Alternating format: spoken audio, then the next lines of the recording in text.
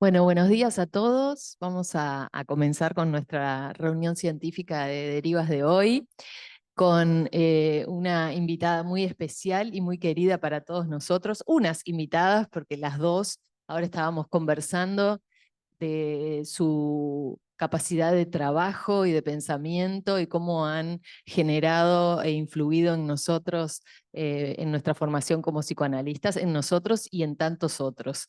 Así que le damos la bienvenida a Beatriz de León y Marina Altman, que también va a hacer comentarios. Beatriz no necesita presentación. Y perdón, y Luisa Pérez, que va a hacer desde el Zoom su participación porque no estaba en el país. ¿Estás por ahí, Luisa? ¿Estaba? Bueno, perfecto, ahora la vamos a presentar. Primero voy a presentar a Beatriz, que muchísimos la conocen, pero hay otros que no. Entonces, vamos a decir que es psicoanalista, miembro de APU, doctora en psicología, expresidenta de APU, miembro del board de IPA y editora asociada por Latinoamérica del International Journal of Psychoanalysis. Y ha tenido también el premio Training Today Award de IPA en 2009. Bueno, le vamos a dar la palabra. Yo solo querría decir que ustedes lo habrán visto también, el trabajo estaba disponible y es un trabajo impresionante que hace un recorrido que no solamente tiene que ver con lo conceptual y lo que ella va hilando, sino con la historia misma de nuestra asociación, y yo le decía también de lo que hemos recibido como formación en Facultad de Psicología. Fue como un reencontrarse con el origen de muchos conceptos, así que bueno, le agradezco particularmente por eso.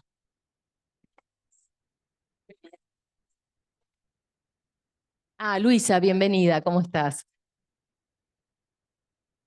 Ahora estás muteada, pero no importa, cuando llegue el momento yo te presento. Ahí. Vale, hola. Tenía un Vale, ya problema de te sonido, por español. eso tuve que salir.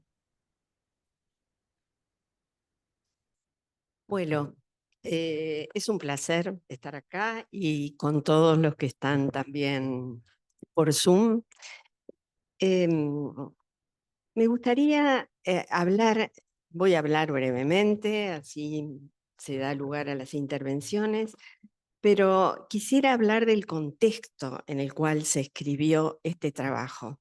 Este trabajo eh, fue escrito para la sección de educación del International Journal, en la cual intervinieron analistas de Norteamérica, de Europa y yo por Latinoamérica.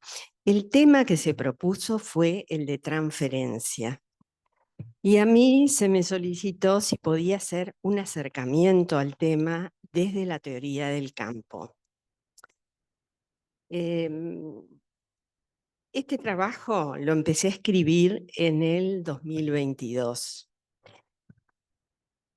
En el 2022 y se publicó en el 2023. El caso es anterior, que Marina ya va a hablar un poco de esto, y fue trabajado por distintos grupos.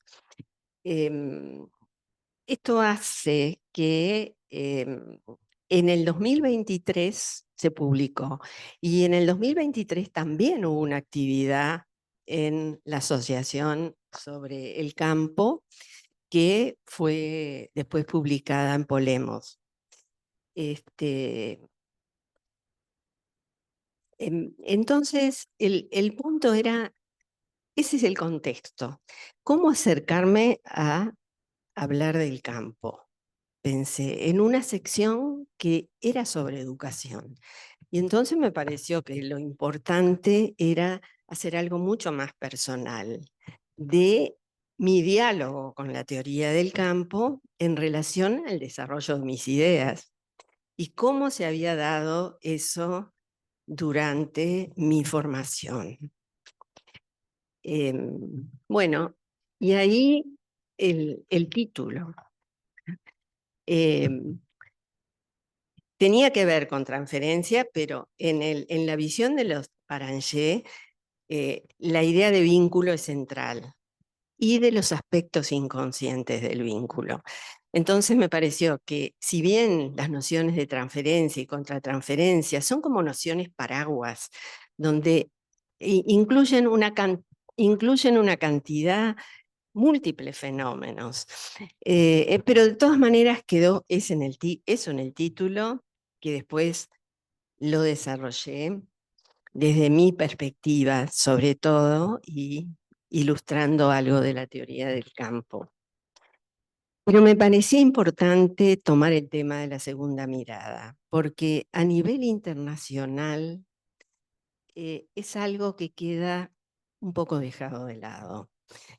Tanto lo que vemos en el nacimiento de la teoría del campo es un pensamiento en red, porque no es solo ellos pensando, sino que recogen el pensamiento de un grupo de analistas que toman la experiencia de manera muy importante, toman el material. La noción de material, ese era un trabajo que volví a leer ahora, la noción de vivencia, de experiencia, y a partir de eso van, es un poco la base de lo que es la comunicación analítica y su visión del campo, que en los primeros trabajos es la sesión. Es un corte sincrónico sobre la sesión. Entonces, ese fue el contexto, de dar cuenta del ámbito también de mi formación y algo que sentí siempre que podía explorar mi propio pensamiento en el periodo de la formación y posteriormente, ¿no? Después, la otra idea central es cambio. Y yo pienso que se ha escrito mucho sobre cambio, cambio psíquico, cambio en el paciente, pero sabemos poco. Por más que en la primera parte tomo un material clínico de una sesión, que lo que muestro es que tuvo impacto en esa sesión. Y lo que a mí me llamaba la atención es cómo en momentos significativos de cambio había un interjuego de distintas dimensiones de la comunicación emocional, subsimbólica, corporal, de sensaciones y de emociones, de palabras, de imágenes, que permitían, que era bien la idea de campo, que se creaban entre los dos y que permitían, de alguna manera, inferir aspectos más inconscientes. Bueno, algo de eso desarrollo en el trabajo, pero mm, me, me vuelvo al tema de la segunda mirada, porque hay muchos desarrollos internacionales que se han quedado más con la idea de esos momentos de reverie, de ensoñación, de asociación libre. Y la segunda mirada permite algo biocular, ¿no? Sobre el campo, sobre esto de la observación que dice Baranger y Madé, que es necesario sobre esos fenómenos de comunicación, que en el momento del 61 eran innovadores. No era lo que correspondía en la reflexión psicoanalítica en general. Fue muy discutido el trabajo de Madé Baranger en Ámsterdam, donde yo presento este material clínico. Fue muy discutido, porque no era esa la visión general. Ahora, ¿por qué tiene tanta vigencia hoy? Yo creo que a nivel global de las distintas disciplinas, también el impacto de lo social, de lo vincular, bueno, en la experiencia psicoterapéutica está muy comprobado.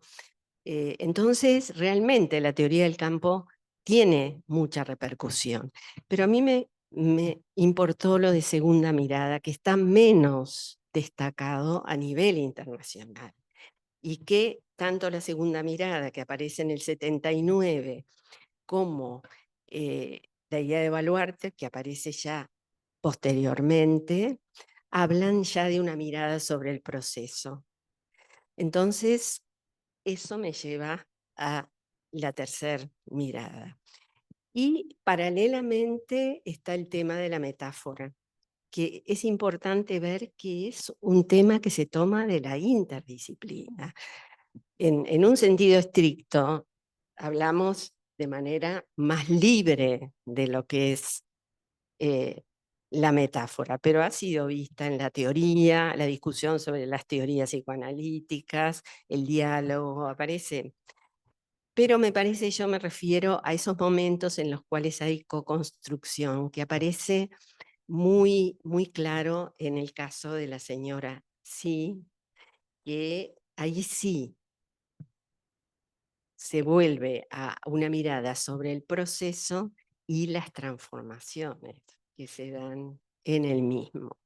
Y ahí sí es necesario una tercera mirada. Yo creo que realmente la teoría del campo surgió fruto de un pensamiento en red que se dio en determinado momento del inicio de los grupos de la región. Y pienso que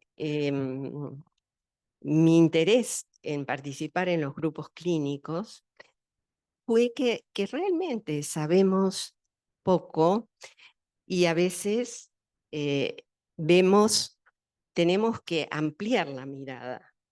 Entonces, creo que participé en distintos grupos clínicos a partir del 2007 y, y realmente el trabajar con materiales clínicos durante un periodo intenso, largo de tiempo, con analistas de distintas visiones teóricas desde la experiencia, desde el material. En esto es bastante distinto a cuando tomamos un material para ilustrar lo que pensamos, que ha sido discutido en la revista también.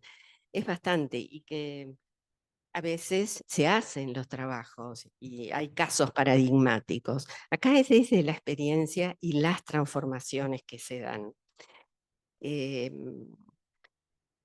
Y participé en distintas metodologías y realmente uno ve que distintas miradas permiten aproximarnos más a lo que ocurre en el encuentro analítico.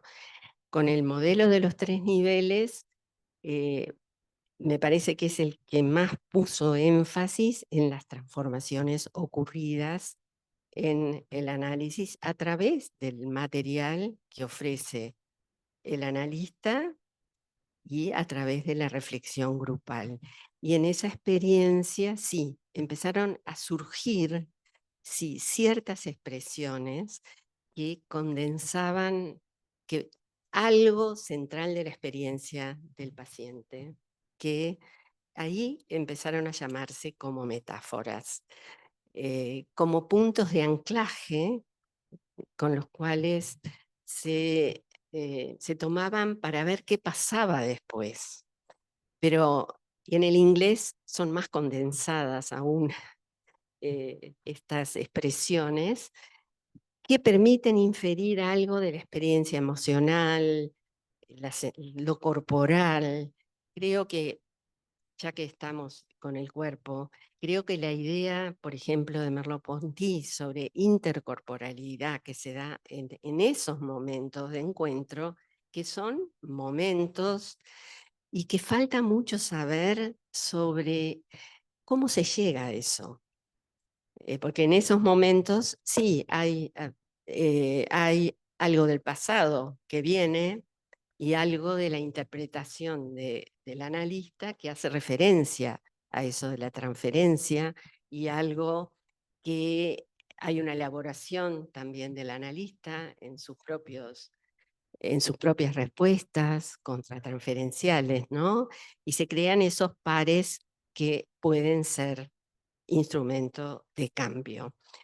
Yo me quedo con, voy a terminar con esto, la importancia del pensamiento en red, porque sabemos poco, dentro de todo.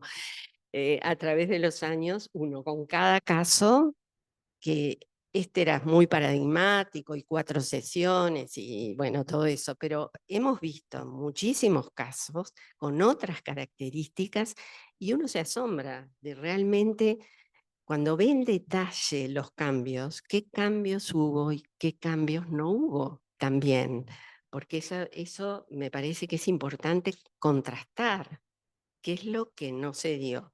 Ahora, que eso es suficiente, que hay varios instrumentos para triangular nuestra experiencia, eso también es así.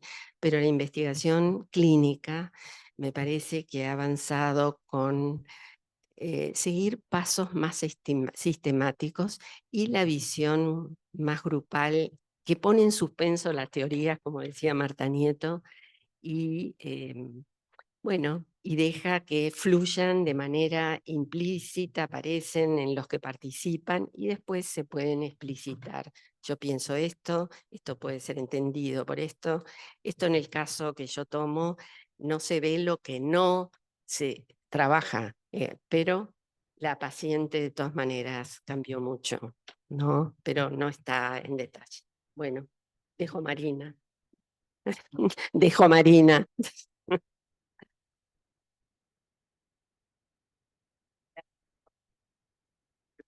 ¿No? Sí. Bueno, muchísimas gracias, Beatriz. La verdad, todo un recorrido, como decíamos, ahora que decías al final también eso de lo que pasa en la segunda y tercera mirada en los grupos, perdón, es una puntualización, Marina, porque es sobre esto, qué interesante que aquello surgido en la situación transferencial que parece tan íntima y tan cerrada en sí misma, surja algo que igual resuena en la escucha de otros y que tiene que ver con eso, no es una construcción descolocada y que no tiene pertenencia con eso. Tiene, pero en ese diferimiento, ¿no? Es muy interesante. Bueno, entonces le vamos a dar la palabra a Marina Altman, que es psicoanalista titular con funciones didácticas, doctora en psicología, exdirectora científica de APU, fundadora del Laboratorio de Pareja y Familia de APU y del Laboratorio de Investigación, excoordinadora del Grupo de Investigación Teórico-Clínico de Niños, ex-chair del Comité de Observación Clínica de la IPA y ex-chair del Comité de Investigación Clínica de la IPA, perdón.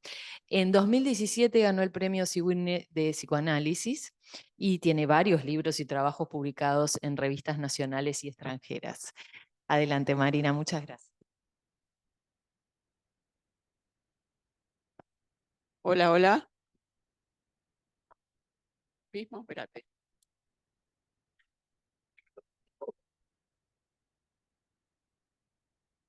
Okay. Sí, sí.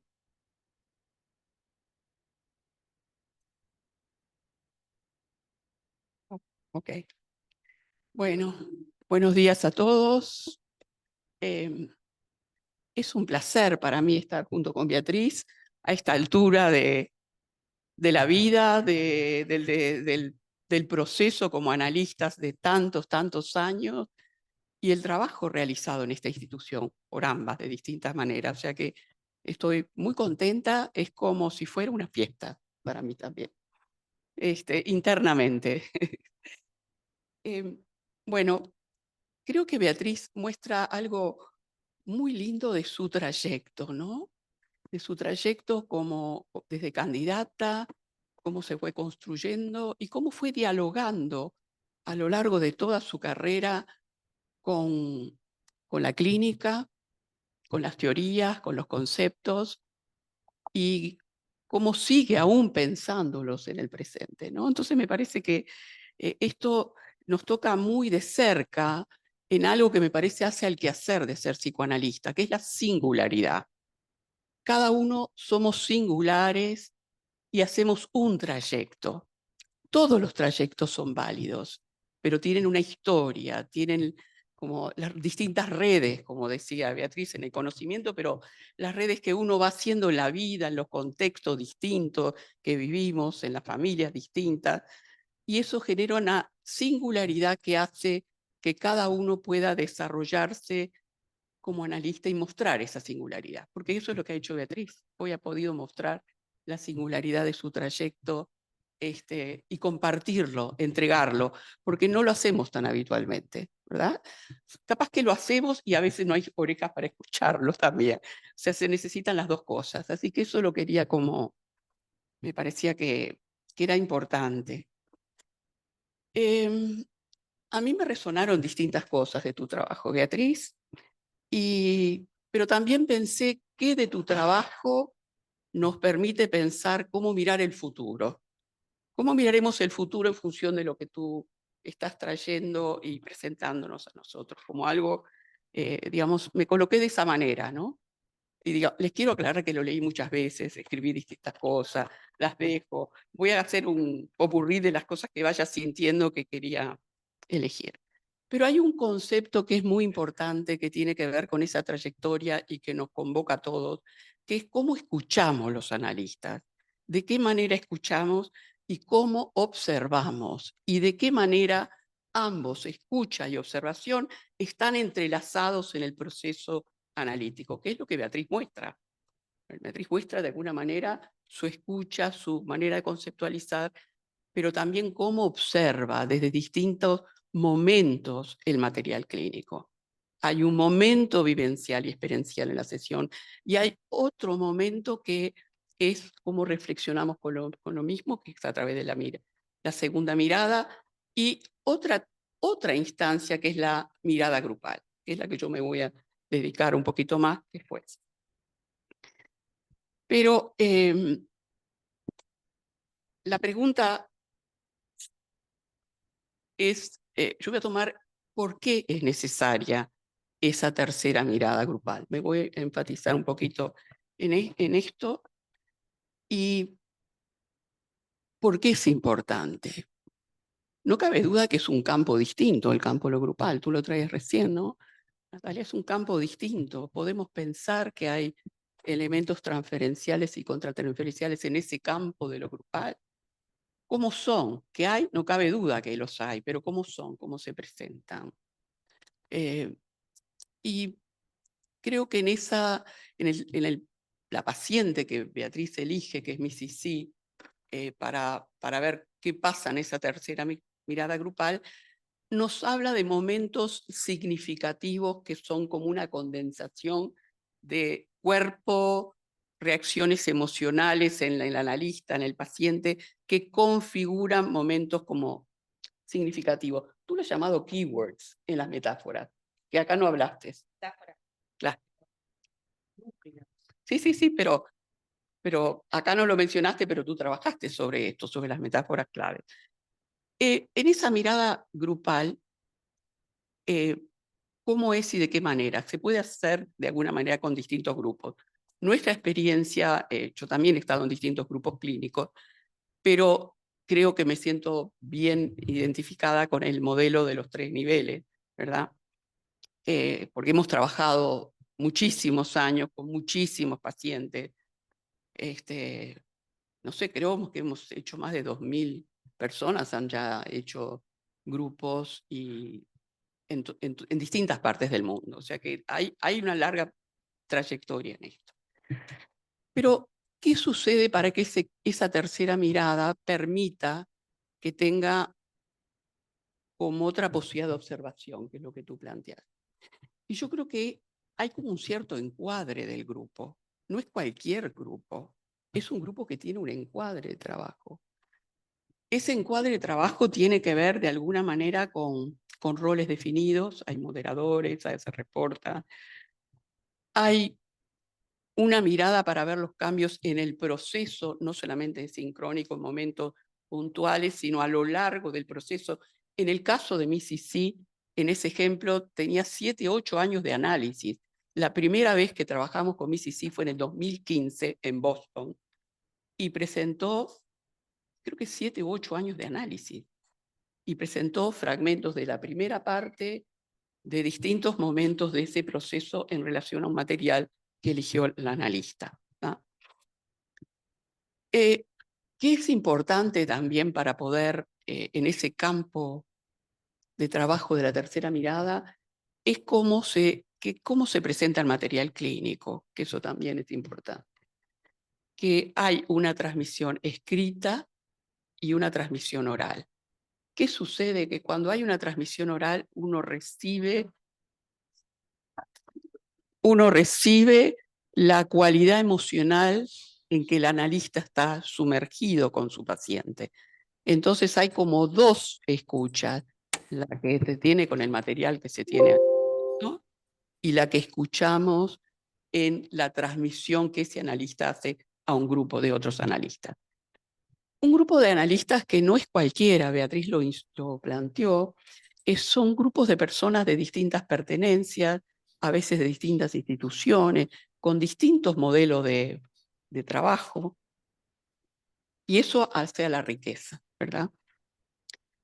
Me parece que me estoy yendo de que algo que quería decir, de que esa tercera mirada que tiene que ver mucho con lo que se llama la validación de expertos. Marianne Bolever, el que estaba en nuestro grupo trabajando todos estos años, hablaba de la validación de expertos que somos otros analistas con otros modelos teóricos de formación de distintas regiones, cuando todos escuchamos el mismo material durante 12 horas, como trabajamos habitualmente, 2 días, 12 horas, y con distintas maneras de aproximación. O sea que yo pensé, pero en APU nosotros funcionamos mucho grupalmente. Los grupos de funciones son en grupo, los seminarios son grupales, es decir, nuestro modelo está impregnado de esa concepción. Entonces, ¿qué nos diferencia? ¿Por qué a veces las discusiones de los grupos no se convierten en validación de expertos, sino a veces son, no voy a decir las palabras, a veces, ya todos la sabemos, la vivimos, a veces son muy creativos, momentos, y a veces son muy conflictivos. Entonces, ¿qué sucede? ¿Qué pasa con estos expertos que somos cada uno de nosotros cuando discutimos otras tareas? Que es distinto a discutir un material clínico. La diferencia en esa tercera mirada grupal es que hay una cierta sistematización de que a determinadas horas de las 12 horas se discute el nivel 1, fenomenológico descriptivo, que a otras horas de trabajo el mismo material se ve de otra perspectiva con dimensiones, y el tercer nivel donde discutiríamos las hipótesis. Es decir, que hay una estructura desde donde como expertos podemos opinar lo mismo del mismo paciente. Me estoy extendiendo mucho, ¿no? Analistas en formación. ¿Eh? Analistas en formación. A ver, dale, Beatriz, decilo. Que se ha incorporado, si bien hay un lineamiento básico, se ha incorporado también analistas en formación. Acá se hizo en APU también. En fin, en distintos lugares, y han habido variaciones, según también en Latinoamérica, de esta, pero manteniendo cierto lineamiento. Entonces, esta tercera mirada grupal, después voy a hablar del caso de Mississippi, al hacer algunos comentarios. ¿Y cuáles serían los beneficios y por qué sería importante incluirlo en nuestra formación, pre-post, como la que nos ocurra? ¿Qué es lo que en el futuro o qué nos ayudan a alertarnos sobre el futuro del psicoanálisis, esta tercera mirada? ¿Cuáles serían los inconvenientes de no introducirla? Estoy pensándolo, ¿no? Como que a veces, por ejemplo, cuando hay una determinada postura teórica o hipótesis que uno o toma en la clínica y la transpone de manera muy, quiere hacer fuerza para que ese modelo teórico se ajuste al material. Es decir, ¿qué pasa? Cuando discutís en un grupo aparecen otras maneras de ver, otras opciones que complementan. El peligro también de los puntos de vista hermenéuticos cerrados ¿no? Que entonces se abren cuando discutimos en esa tercera mirada que plantea Beatriz. El peligro también que hay algunos, sobre todo cuando se va la formación, de hacer determinada fabricación inconsciente de un caso, que también existe. O la repetición o conformidad en las discusiones dominantes dentro de la comunidad psicoanalítica, también. Y todos estos factores que inciden cuando a veces no tomamos esa tercera mirada grupal, tiene que ver con que también atentamos contra nuestra propia capacidad creativa, indirectamente. Quería decirlo porque era algo como que tiene que ver, no sé si fui clara, ¿sí? No sé, veo las caras. Un poco más. Digo, la tercera mirada grupal, cuando es incluida como analistas que somos expertos en la validación de las situaciones clínicas porque tenemos la experiencia, no somos cualquiera, todos tenemos nuestra formación, permite, cuando se trabaja de una manera más con un cierto encuadre, no quiero poner solamente el del 3LM, con un cierto encuadre, permite de alguna manera que uno luche contra estas dificultades que estuve mencionando recién. Por eso digo que hay algo de futuro. Eso es lo que quiero como... Bueno, hablé mucho. ¿Eh?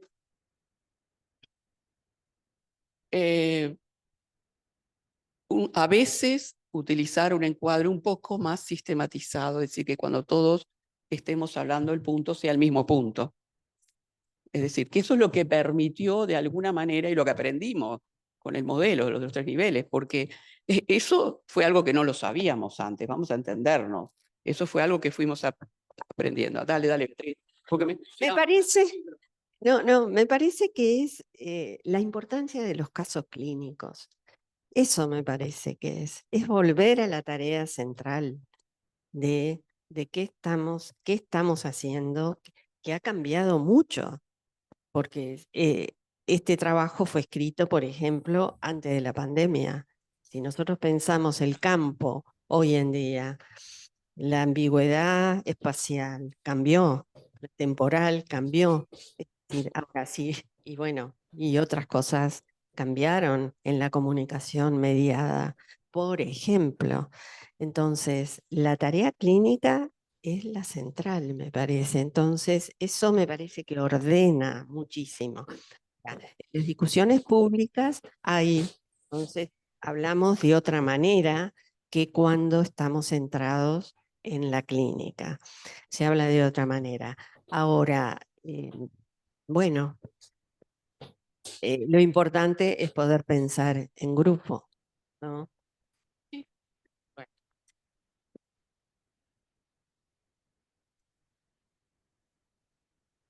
¿Terminaste vos, Nina? Ah, por eso. Me pareció, no. No.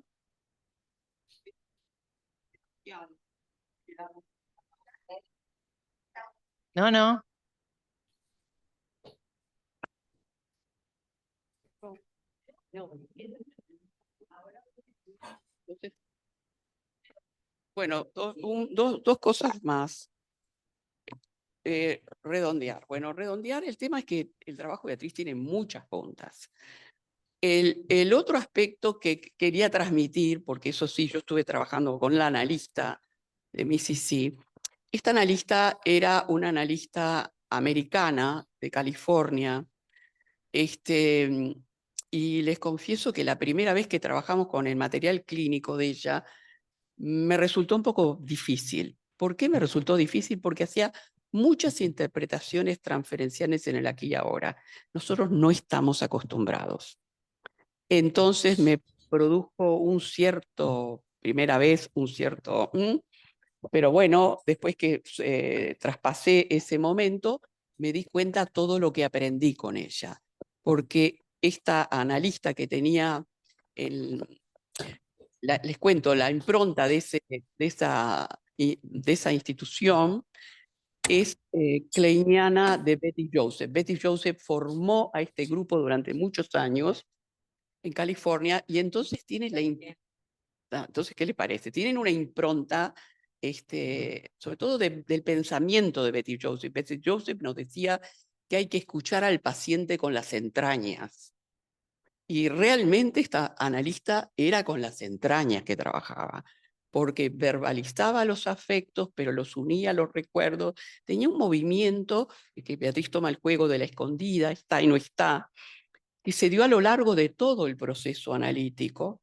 Y fue muy interesante que luego del material que presentó Beatriz, que de los tercer año de análisis segundo, cuando comienza 4 veces por semana, la paciente a los 5 años trae el tema de la escondida, pero ya como un espacio donde ella estaba atrás en el coche, recostada, donde estaba con ella misma, escondiéndose y trabajando su propio mundo interior. Entonces, la escondida, que fue un punto de anclaje, tuvo a lo largo del análisis un proceso en distintos contextos y riquezas, llamémosle así, muy rico. Entonces, esta analista tenía una riqueza personal impresionante. Y después, nuevamente en el 2017, presentó el mismo caso. Pero lo interesante es que tomó algunos de los puntos que aparecieron en la discusión del grupo de Boston como puntos ciegos que el analista no había tomado. Por ejemplo, se los cuento. Uno era lo transgeneracional. La paciente provenía de sobrevivientes del Holocausto y tenía una familia hindú. O sea, era un casamiento entre un grupo hindú y una del Holocausto, ¿se imaginan? Es una mixtura particular, llamémosle así. Y cómo ella en ningún momento había tomado lo transgeneracional que hacía que esta mujer tenía tantas actuaciones, que era una persona profesional, bla, bla, bla, pero con actuaciones muy importantes. El otro punto, esperen que quiero plantear algo también de la analista esta, no, se me olvidó, porque es muy intenso el recuerdo cuando me viene. Bueno, esos son algunos, porque le había dicho a Beatriz que iba a contar algo de la experiencia vivencial que la tuve muy cerca, y aparte hemos trabajado mucho. Este material se constituyó como un material ejemplar, y yo cómo cambié de esa primera cosa que me afectó por el modo de trabajo. El estilo de nuestra institución es bastante distinto a otros. Y cómo fui aprendiendo de un otro diferente, que tenía otro background, otro peso de teórico, y la riqueza que nos implicó, porque seguimos trabajando con esta paciente. O sea que muchas gracias al analista, que sigue ahora en nuestro grupo trabajando con nosotros. Ahora se incorporó al comité. Así que ha tenido muchas historias. Bueno, no hablo más, porque ahí está lo de la metáfora también, pero sí, lo dejo. Pero A ver si podemos Muy encontrar la pila acá. Perdón. Bueno, vamos a darle la palabra entonces ahora a Luisa. Luisa Pérez, ¿estás por ahí? Sí, que Estoy es aquí. miembro asociado de APU, entre tantas otras cosas, pero prefirió ser presentada así. Ahí estamos. ¿Cómo estás, Luisa? Hola, ¿qué tal? ¿Estás Bueno, con un los placer calores del verano sí, del del norte? verano del norte, exactamente. Bueno, la verdad que es eh, es un placer, por supuesto, compartir con Beatriz y Marina, con quienes de alguna manera hemos intercambiado muchas formas de discusiones y muchas formas de pensar. El trabajo de Beatriz es un trabajo muy rico, o sea, a mí dentro de lo que ella plantea, me llevó a releer sus trabajos, ¿no? Digo, o sea, eh, porque me pareció, ella va haciendo todo un desarrollo de su pensamiento, y a mí me interesó ver, digamos, cómo se fue armando esto. Em, lo que yo me voy a referir a dos cosas que trajeron, ¿no? Digo, o sea, en este momento, en relación al trabajo en grupo, ¿no? Digo, o sea, esto que tiene que ver con la tercera mirada grupal.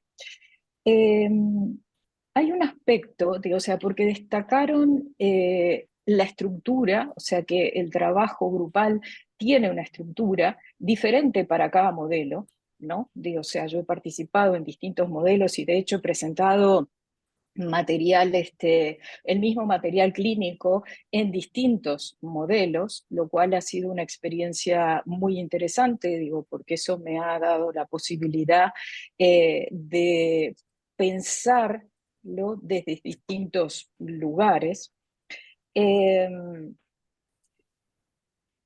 O sea que hablaron de estructura, ¿no? O sea, cada modelo tiene una propuesta, apunta a determinados digamos, como objetivos, por decirlo de alguna manera, o sea, que se enfoca en determinados aspectos.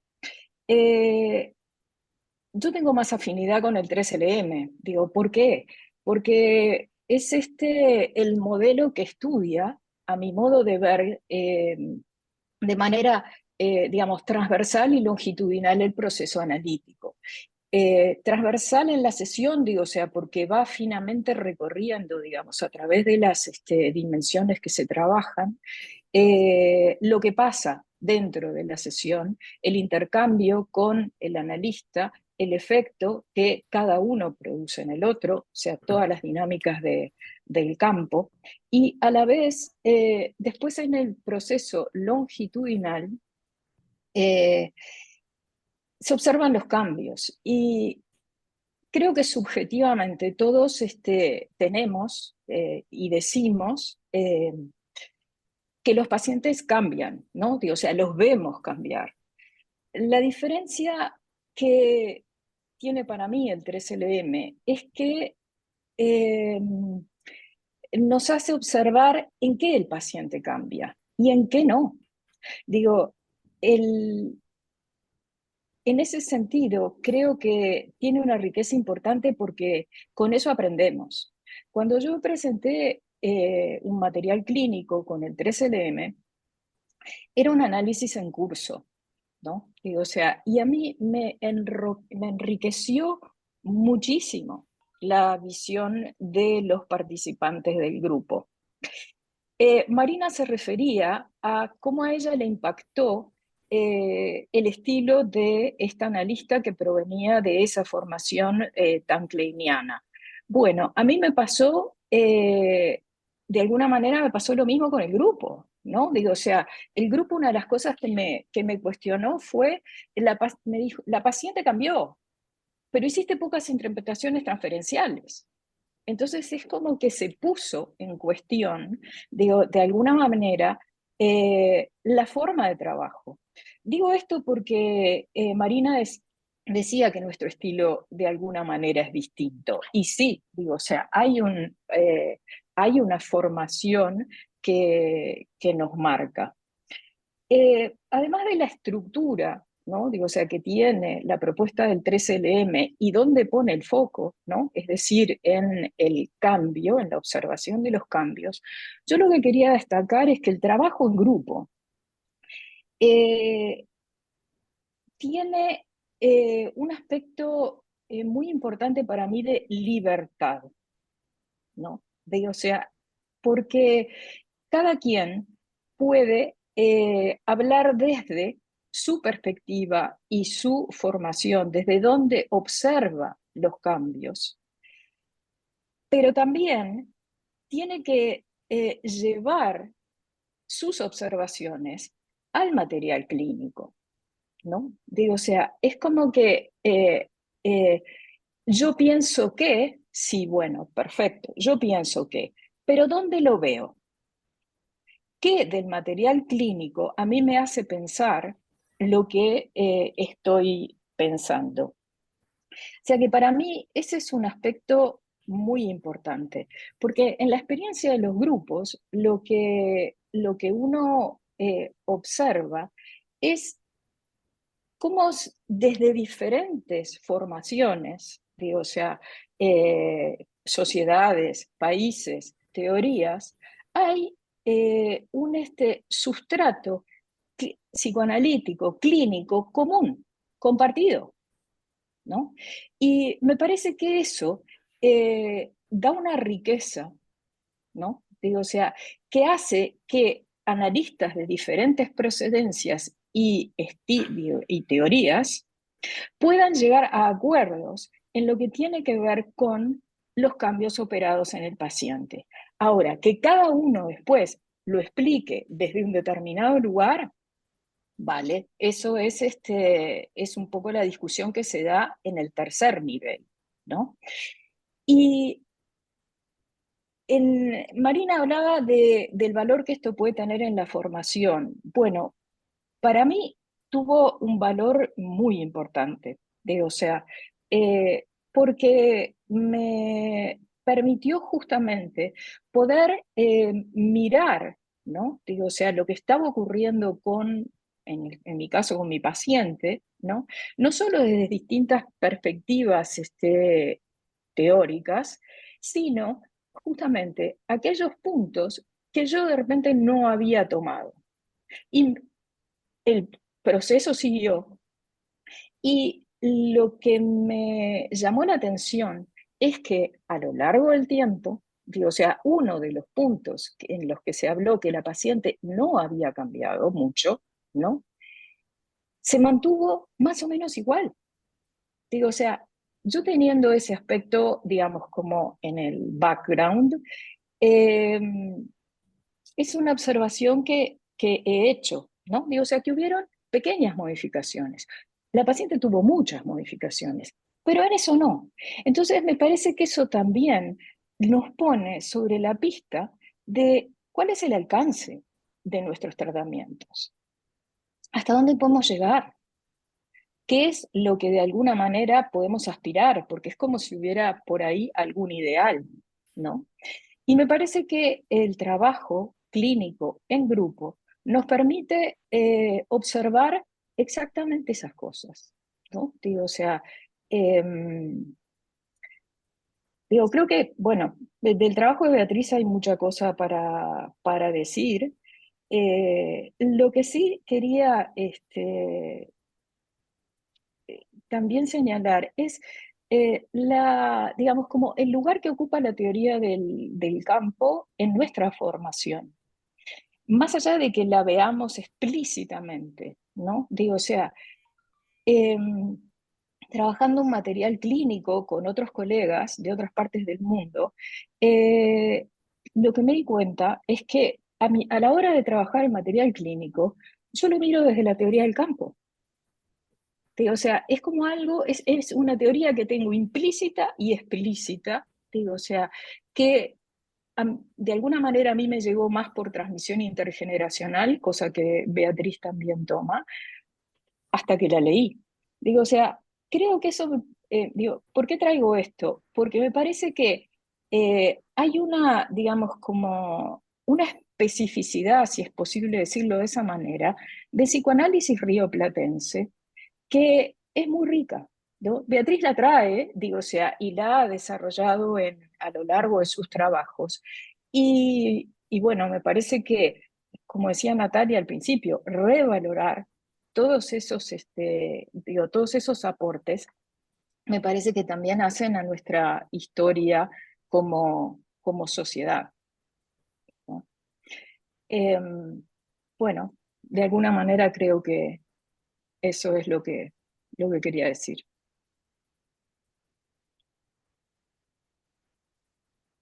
No las escucho. No, ahora sí. Muchísimas gracias, Luisa, por tus reflexiones y tus aportes. Bueno, ahora entonces, si quieren volver a tomar la palabra, pueden hacerlo, o también abrimos a las intervenciones. Ya tenemos gente anotada, ¿les parece? Bueno, entonces vamos a darle la palabra a Pedro Moreno, que está en el Zoom. Hola, hola, buen día. ¿Se escucha? Sí, perfecto. Hola, buen día. Hola, buen día a todos. Hoy me hubiera gustado estar presente, pero se me complicó a último momento. Y como decía Beatriz, en esos cambios que trajo la pandemia, esta posibilidad de estar sin estar, de estar a la distancia, me permite compartir la actividad. Yo quería enseñar dos cosas, básicamente. Una, quería en principio representar en Beatriz y en Marina, y veo en la pantalla también a Sonia Ihlenfeld y a Ricardo Bernardi en los recuadritos, a todas las personas que a lo largo del recorrido de muchos de nosotros en la institución han sido referentes en múltiples espacios y lugares, como nuestros analistas, como nuestros supervisores, como los coordinadores de nuestro grupo de estudio, y son como son Marina y Beatriz, referentes en las actividades científicas como esta, en los congresos, y a los que yo creo que sin duda hablo en nombre de muchos de nosotros, que todos nosotros tenemos un gran agradecimiento que quiero representar en Marina y en Beatriz. Lo segundo es que Marina sobre todo decía que la importancia de pensar el futuro, ese futuro que como decía Beatriz ya se vino con todo lo que tendríamos que pensar en relación con la pandemia y los cambios en la manera en la que trabajamos, las cosas que se habilitan, las nuevas preguntas que nos podemos hacer. Pero yo pensaba sobre todo en el futuro en términos de la manera en la que hoy en día se nos impone la necesidad de dialogar con otras disciplinas, sobre todo disciplinas que, por lo menos en APU, tendemos a dialogar menos. En APU yo creo que tenemos una historia mucho más larga y rica de diálogo con las humanidades que otros diálogos. De esos diálogos a mí me interesan algunos en particular, de los cuales he escrito y he presentado trabajos, pero está el diálogo con Marina, lo conoce muy bien, la teoría del apego, que implica, entre otras cosas, el poder pensar si la pulsión freudiana es el único motor del aparato psíquico. O hay, como dicen los americanos, otros sistemas motivacionales, como dice Mark Sons, apoyado en trabajos de Jack Panksepp, que era un neurólogo que descubrió ciertos núcleos elementales y básicos emocionales que serían como el origen del funcionamiento del psiquismo. Sin duda también los estudios de género y hoy en día los estudios del transgénero, que implican sobre todo aparte una clínica muy diferente, y particularmente otro de los diálogos que a mí me interesa mucho, que es con las neurociencias. Beatriz hizo referencia a un concepto de Merleau-Ponty de la intercorporalidad. ¿Y qué es lo que pasa cuando hay dos cuerpos que están cerca y se da una interacción de cierto tipo? Y a mí me gustaría subrayar mucho lo que Beatriz dijo varias veces, porque a mí me parece central en lo que hacemos. Cuando Beatriz dice, no sabemos. Y es gigantesco el terreno de lo que no sabemos. Y entre otras cosas, no sabemos, por ejemplo, si en esa intercorporalidad hay algo que tenga que ver con lo que las neurociencias llaman neuronas espejo, que son un sistema de neuronas que tienen la peculiaridad de que se activan no solo cuando yo hago ciertas cosas, desarrollo cierta actividad, sino cuando observo a otro realizando la misma tarea. Y esa actividad neuronal compartida, experimentada al mismo tiempo, imposible de evitar porque se impone automáticamente, genera fenómenos que no sabemos exactamente cómo son.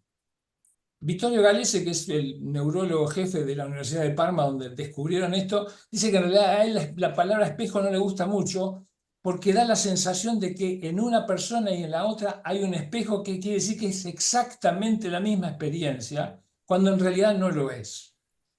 Pero sin duda es una experiencia muy semejante y que permite también entender algo de lo que Beatriz decía en el trabajo, que es esa idea distinta que a lo mejor hay en relación con lo contratransferencial en la escuela francesa o en la escuela inglesa, y si es de utilidad o es una resistencia, y que me parece que permite pensar que ese fenómeno de qué es lo que pasa con dos personas que están compartiendo un mismo espacio físico o incluso como lo compartimos ahora nosotros a distancia, esa actividad neurológica que se da en ese momento, ¿qué impacto tiene? No sabemos exactamente, pero creo que nos permite pensar que algo de lo que a mí me pasa cuando escucho a mi paciente y lo veo si está sentado frente a mí, impacta en mi cerebro de alguna manera que quizás habilita a que eso que Mirta Casas describía como resultado de la formación analítica, de los seminarios, el análisis personal, la supervisión, que es esa escucha de los analistas, que Mirta dice para mí con un concepto muy rico, que es una experiencia, que es una especie de formación del inconsciente que nos permite escuchar de cierta manera. Bueno, algo de esas neuronas debe tener algo que ver. Y lo otro, para cerrar, es algo que también el trabajo de Beatriz me hizo pensar, todo lo que se ha teorizado psicoanalíticamente de distintas maneras, con distintos términos, como el de pictogramas al que hace referencia Beatriz, habría que volver a pensarlo en función de otro descubrimiento de las neurociencias y del estudio del desarrollo cognitivo, que es la existencia de otra modalidad de memoria, que es la memoria implícita, que es la única posible durante los 2 primeros años de vida. Y que esta memoria tiene una característica muy peculiar, que es que todo aquello que queda registrado no puede volver a la conciencia. O sea que por definición es inconsciente. Y sin embargo, bueno, hay maneras, hay trabajos que se han escrito, hay conceptos que ya otros psicoanalistas han usado para tratar de entender eso. Quería decir eso y les agradezco muchísimo la riqueza de los trabajos y del comentario de mi querida amiga Luisa. Muchísimas gracias, Pedro.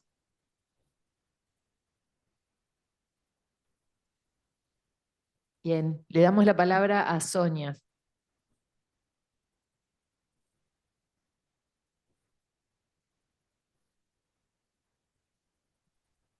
Bueno, gracias. ¿Me escuchan? Sí, perfecto. Sí. Bueno, para mí un placer oírlas a las tres, ¿no? Y creo que cada una pone el acento en líneas que son muy interesantes de continuar pensando, ¿no? Porque Marina, te referías a la metáfora y que bueno, es un punto que no tocaste en esta oportunidad. Beatriz, al cambio psíquico, te detuviste algo en esto, pero bueno, la importancia de los 3 niveles para poder pensarlo. Y y por otro lado, surge también el qué se logra, ¿no? Que era que lo planteaba, ahora se me fue el nombre, Luisa, decías.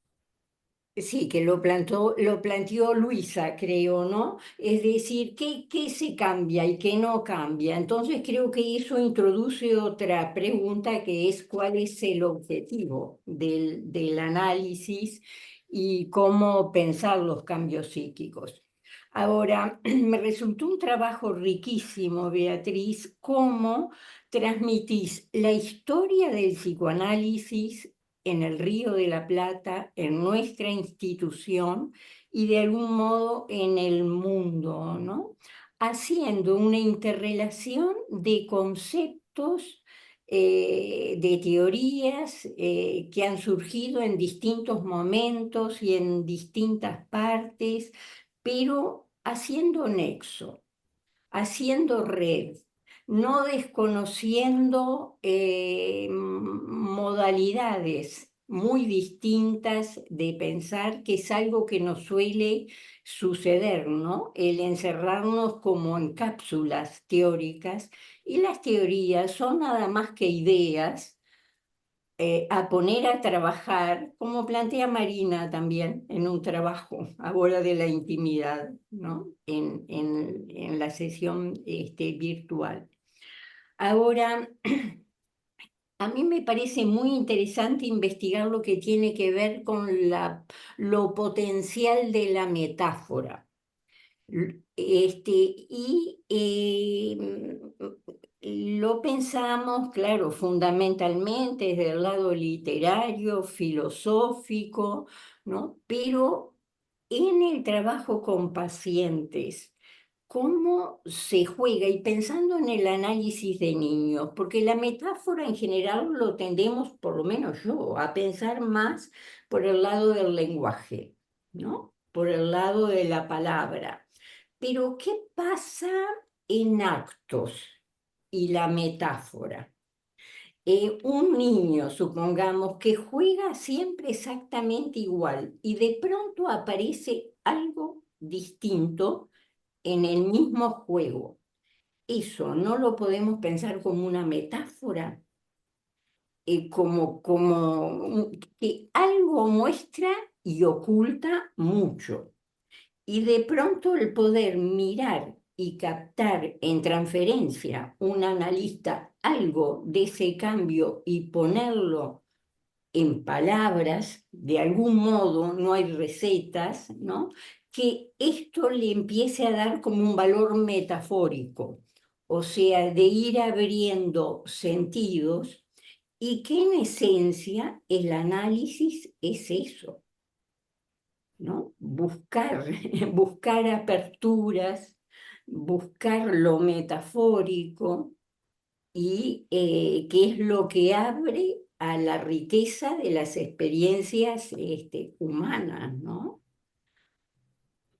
Entonces esto se me une con, bueno, esto, ¿cuál es el objetivo del análisis?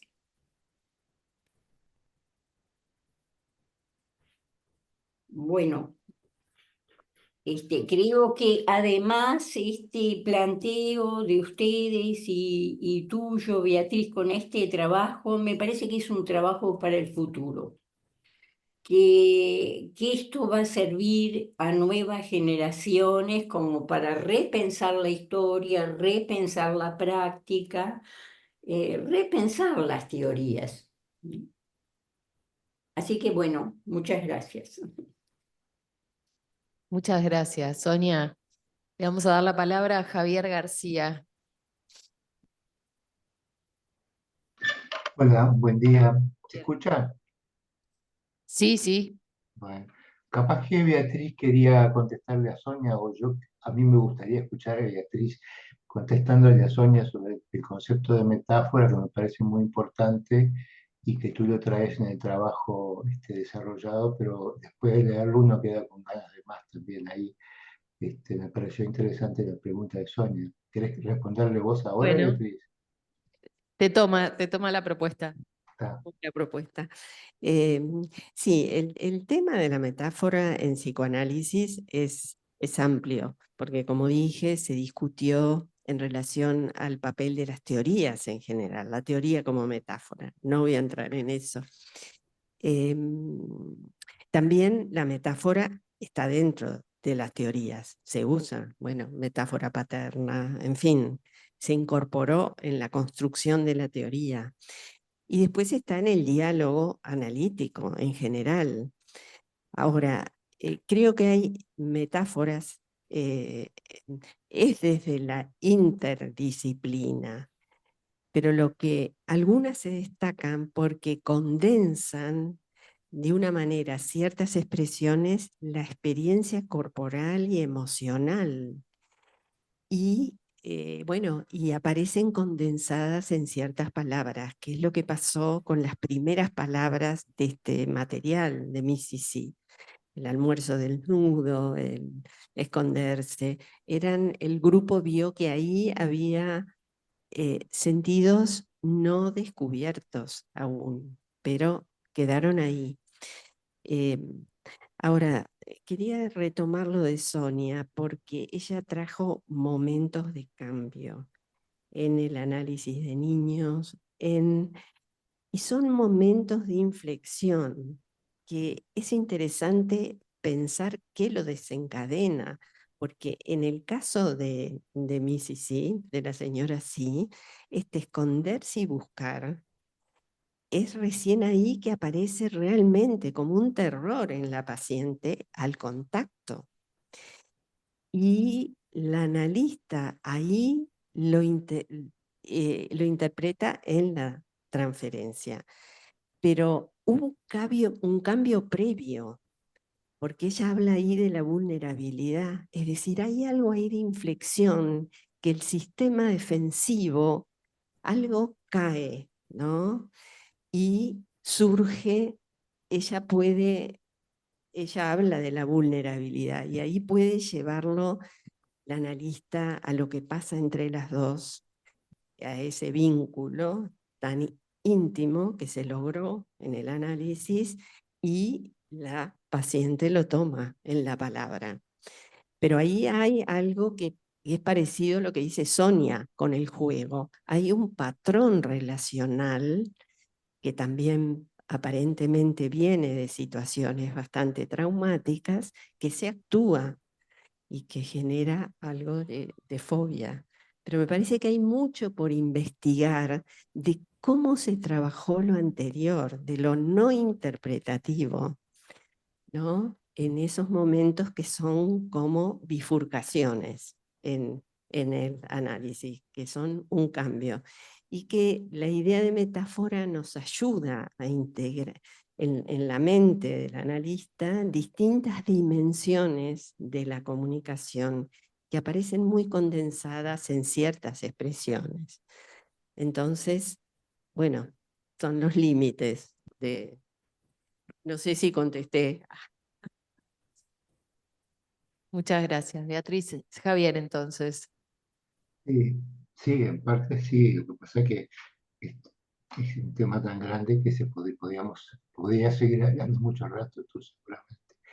Yo no, voy a hablar un poco desde el desconocimiento del modelo de los tres niveles, pero por ejemplo, en el trabajo de Beatriz, yo me siento muy afín o hermanado en el sentido del trayecto de la formación, es el sentir como que hay algo familiar en todo eso que tú traes en la formación de nuestra institución y que tiene para mí una riqueza muy importante el que no sea un instituto eh, que siga una escuela, sino que haya sido atravesado por distintas escuelas que incluso tienen como bases epistemológicas diferentes, y eso genera como un cruce que, si bien puede parecer contradictorio o confuso, también abre a distintas posibilidades de pensamiento, ¿no?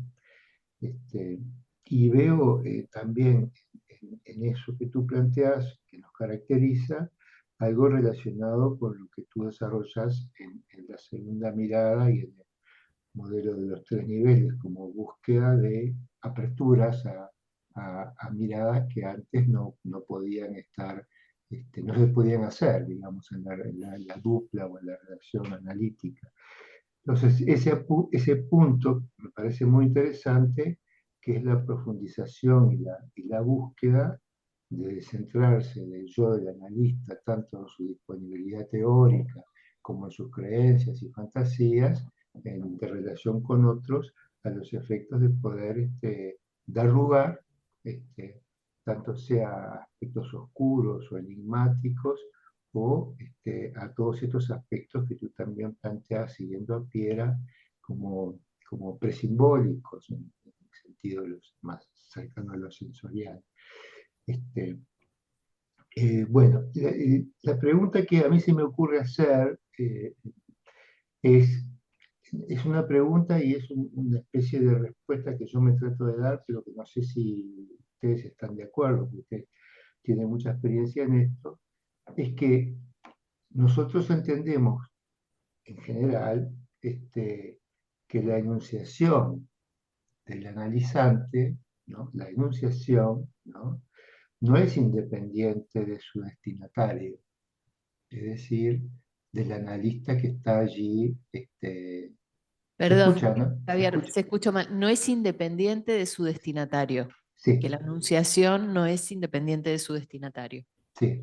No el enunciado, sino la enunciación, que tiene todo eso de inconsciente, de no conceptual, pero sí de afectar al otro, no es independiente del destinatario, o sea, de quién es el analista que está allí, y que eso le da al psicoanálisis una característica muy particular que también a veces por eso se distingue la mirada de la escucha, de que participa como sujeto en la experiencia y no como un observador puro, ¿no?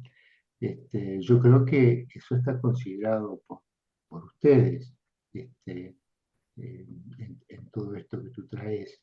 Entonces la pregunta sería si el grupo puede ponerse como lugar de mirada o de escucha de algo que ha sido destinado inconscientemente a otro, ¿no? Que es al analista. Es decir, ¿en qué medida el grupo puede entender la enunciación o Perdón, puede trabajar? Javier, Sí, ¿podrías repetir ese punto que es central sí. y lo escucharon bien?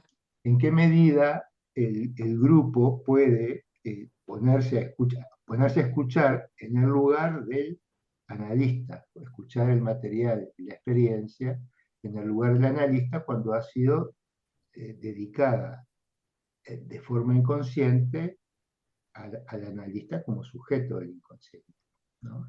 Entonces la significación es distinta, depende del lugar donde se dirija la enunciación.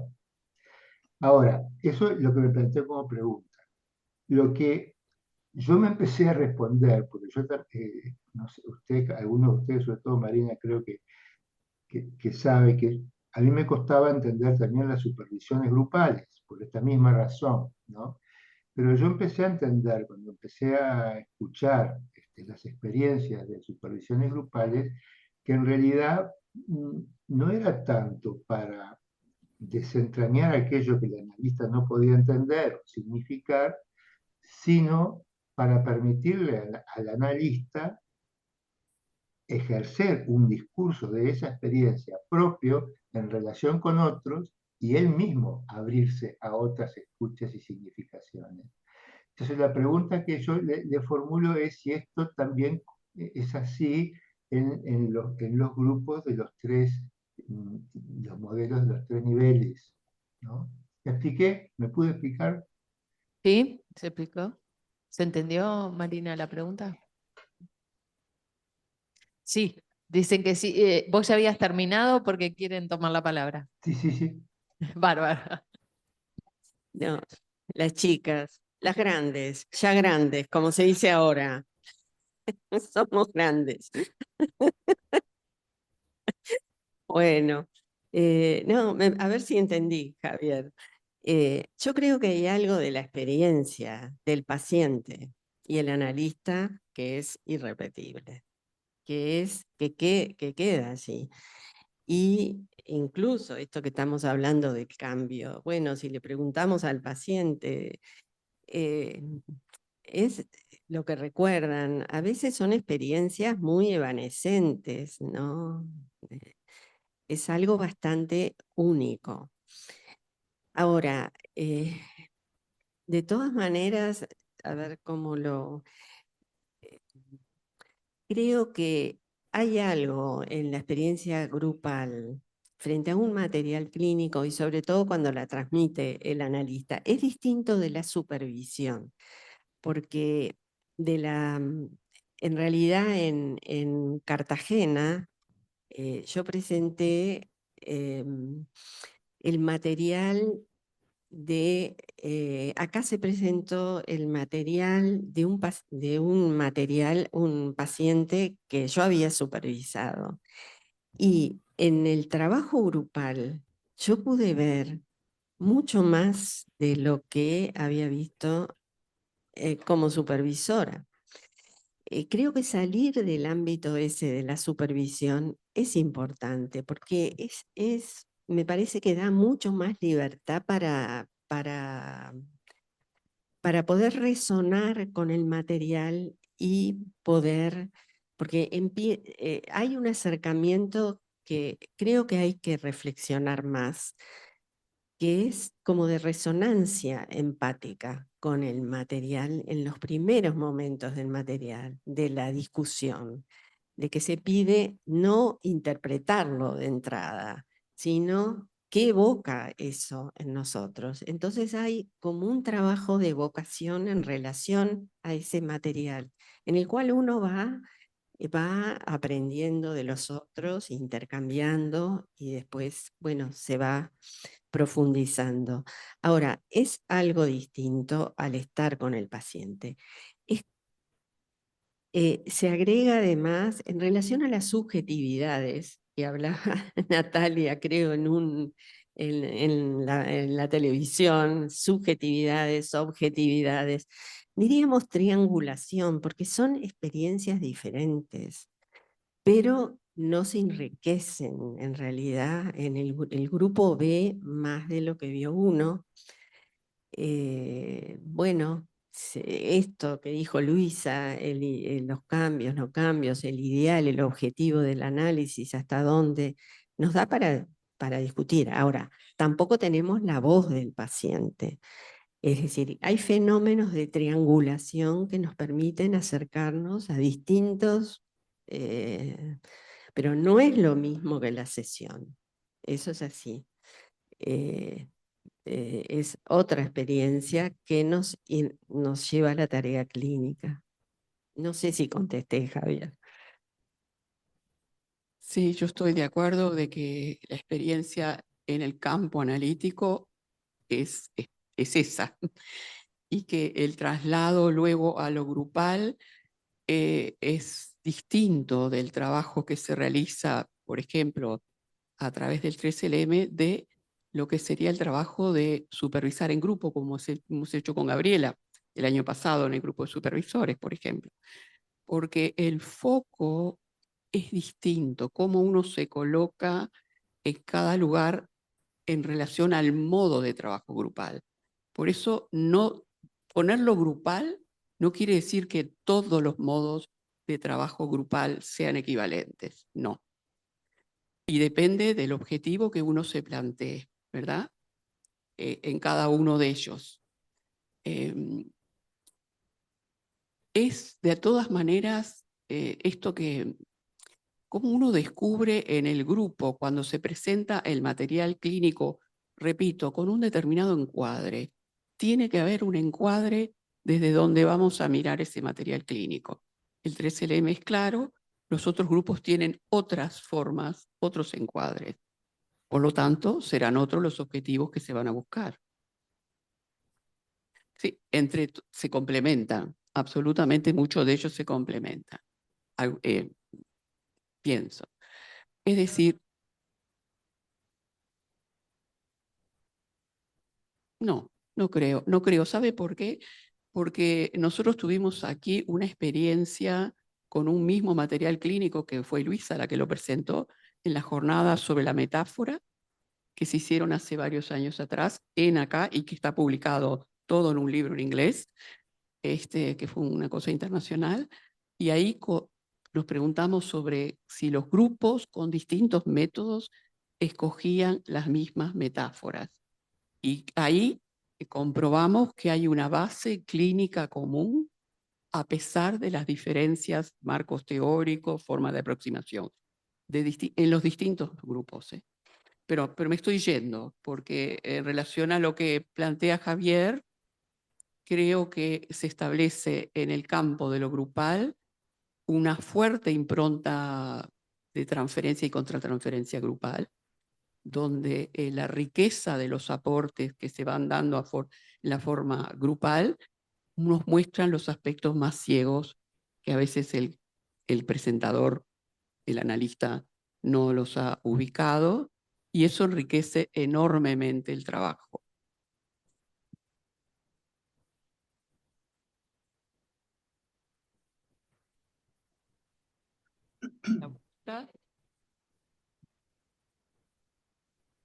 La vuelta, a ver, repetímelo de vuelta. No se escucha, perdón. No se escucha la pregunta. No, la pregunta que me surgió a propósito de esto que se está discutiendo, también de lo que trae Javier, es la vuelta de esa lectura que hace el grupo, cómo vuelve al analista y cómo marca, cómo influye. Luisa decía que a ella había trabajado con un paciente mientras era discutido. Esa vuelta de algo que ocurre en ese espacio, ¿cómo se da? En el funcionamiento del encuadre grupal, por supuesto, cuando uno hace un grupo está inmerso, es como en una sesión. Después, en un momento después, hay un reporte de todo lo que se trabajó. Es decir, y en el reporte tiene que ir las diferencias. No es que buscamos un reporte homogéneo como intentamos hacer en otros grupos. No. Hay que marcar las diferencias modos de aproximación de los que intervinieron, y eso después va a cada uno de los participantes donde se incluye al analista. El analista después tiene que trabajar internamente en su casa. Algunos puntos se toman y otros no. En el caso de Mrs. C, la analista lo tomó a los 2 años y lo muestra, pero porque ella pudo también conectarse, la propia analista, con los aspectos transgeneracionales que no los había podido ver. Y otro punto muy importante era la madre deprimida, que ella tampoco lo había visto. El efecto de la madre depresiva sobre esa paciente, porque la madre había estado enferma, hospitalizada, le generó un montón de conflictos psíquicos a la niña paciente y como adulta.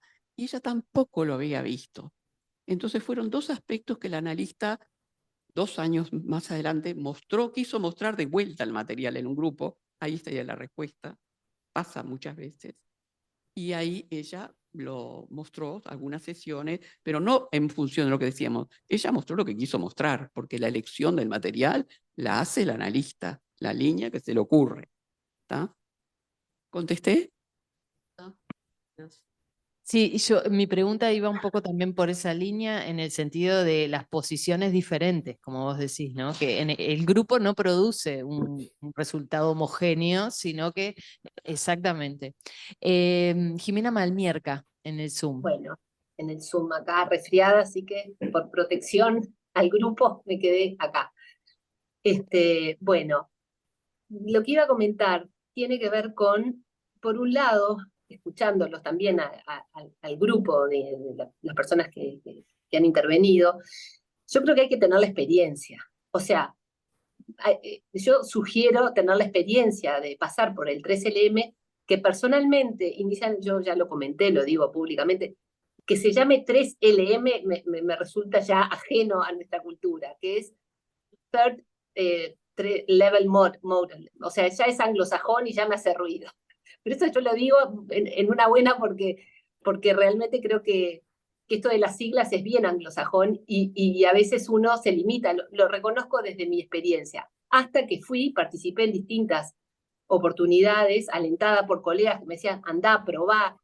Yo al principio realmente no me gustaba, pero por estos prejuicios, lo explico nada más, hasta que participé y pude ver lo que yo llamaría como un espacio, un dispositivo de incubación de ideas. No es excluyente de la supervisión individual, es distinto a una supervisión grupal, yo le llamaría como un espacio de incubación de ideas compartida con colegas, psicoanalistas, que creo que es de una riqueza enorme, porque justamente es catalizadora de nuevas ideas. Yo creo que nuestro trabajo, que sabemos que, bueno, que la supervisión no es posible con todos los pacientes, y creo que la diversidad, la pluralidad de experiencias y de recorridos teórico-clínicos que tenemos en todas nuestra institución y en las instituciones del mundo, eso si uno tiene una posición validante del otro, lo va a tomar o va a presentar su caso clínico o su experiencia clínica con mucho respeto de uno mismo como analista y de la diversidad de miradas. Y eso creo que es de una riqueza enorme, enorme, y lo plantearía así, como le llaman ahora los jóvenes a estos espacios grupales, como de incubación de ideas, como en este sentido, como catalizadoras y generadoras de nuevas miradas hacia, ustedes le llaman la tercera mirada, no sé, me gustó. ¿Será que algunos de nosotros que venimos de psicología infantil tuvimos mucho del trabajo marcado por Pillon Rivière,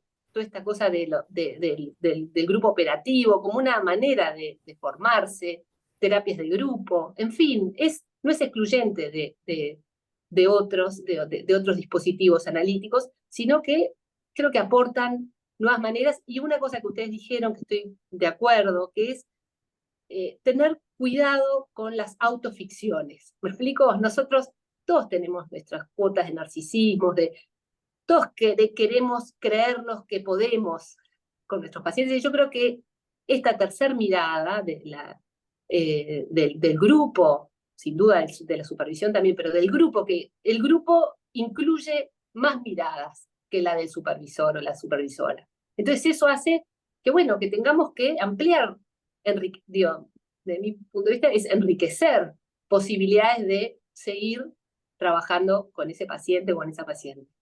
Bueno, muchas gracias. Muchas gracias, Jimena. Le damos la palabra a Ana Chavalgoiti.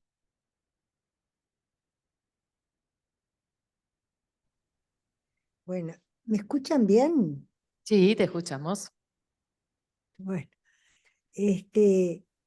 bueno, primero agradecerles a todos, a los expositores, a Beatriz, a Marina, a Luisa, por el material que nos acercan, el material, la posibilidad de pensar acerca de distintos ejercicios clínicos y de cómo trabajamos. También estoy afín a muchas de las preguntas y señalamientos que se han hecho por parte de los participantes. Entonces creo como que voy a tratar como de hacer un punteo. Primero, preguntarles y ver si estamos de acuerdo o no, con que cuando usamos el término metáfora, el estatuto que tiene el término metáfora en psicoanálisis, que no es el mismo que lo tiene en lingüística, de donde proviene. Según entendí, como tú lo planteas, Beatriz, y sobre todo Marita, cuando estamos hablando de la metáfora dentro del campo analítico, estamos hablando de puntos de anclaje de co-construcción, en donde mediante la figurabilidad, el miramiento por la figurabilidad, la co-construcción de hitos que permiten dar cuenta de algo de diferentes puntos nucleares de la conflictiva del paciente y que toman relieve en ese aquí y ahora del campo analítico entre ese paciente y ese analista. Bueno, quiero saber si estamos de acuerdo con cómo yo me planteo el término metáfora dentro del campo analítico, si es así que ustedes también lo plantean. Lo otro es el tema Estamos de acuerdo, dicen. Ya, entonces puedo seguir. Beatriz dice que no, queda para después. No está, perfecto. Y quiero que también, ya que unos sí y otros no, quiero que también lo puedan ampliar con respecto al término significante, porque significante yo lo adscribo más al discurso del paciente, donde son significantes que adquieren un determinado valor que nos muestran que allí se está condensando algo que es importante de la conflictiva del paciente. Quiero saber cómo ustedes, si lo utilizan, cómo lo diferencian, en fin. Por otro lado, el tema de con quién trabajamos. O sea, hago acuerdo con Jimena Malmerca en que el tema del campo, del término de los Barangé, del campo analítico, de la segunda y tercera mirada, es algo que desde que yo me estoy formando, desde hace muchísimos años, me recibí en el 80, o sea que me empecé a formar muchísimos años atrás, es algo que era propio, digamos, de nuestra formación. Digo, o sea, nos formamos con esa concepción. ¿Se acuerdan? O sea, los Barangé, de algún modo, dejaron su impronta en toda la formación, y ya en el año 76, cuando empecé en esta formación, era algo como que estaba, yo diría, implícito en el modo en que nos íbamos construyendo como analistas. Ahora, lo que yo me pregunto es, yo formo parte, ustedes saben, también de otro tipo de ejercicios clínicos que creo que nos complementamos y cada uno pone el foco en distintos aspectos digamos, del material clínico que se comunica a un grupo de analistas, que ahí también podríamos hablar de una tercera mirada. Ahora, a mí me parece que lo que estamos trabajando no es con el paciente. O sea, lo que estamos trabajando es con él y los analistas y la capacidad de maleabilidad de él o los analistas, que muchas veces, por lo menos desde mi experiencia personal, nos vamos endureciendo. Y esto de la atención flotante, de la asociación libre, queda totalmente endurecido y cuesta mucho realmente no ponerse en un lugar, cuando intervienen los distintos analistas en los grupos, no ponerse en un lugar del sábelo todo, diríamos, o de supervisar al otro. Cuesta mucho poder pensar en red, digamos, y tener en cuenta que en realidad no estamos trabajando con el paciente del analista, sino que ese analista que presenta un material clínico se presta para adquirir una mayor maleabilidad con aquellas herramientas que sí necesita para poder trabajar los aspectos transferenciales y cotrotransferenciales con su propio paciente. Y como dice Marina, bueno, en el caso este clínico que traen, esta persona se pudo ver favorecida de aquellos puntos que ella no había visto de lo transgeneracional, por ejemplo. Me parece que esto es importante porque a veces hay como un equívoco en creer que estamos trabajando con el paciente. No, estamos trabajando con los analistas que están trabajando con pacientes. Y me parece que el insistir en este tipo de ejercicios clínicos apunta a la formación. Yo sé que es un término que es cuestionado, pero lo voy a usar, a la formación permanente, al entrenamiento permanente que tenemos que tener, diríamos, que es parte de un trípode que nunca termina, digamos, de nuestros análisis, de nuestras supervisiones, pero también del trabajo intergeneracional con otros colegas y poner a prueba cómo estamos con nuestras herramientas psicoanalíticas.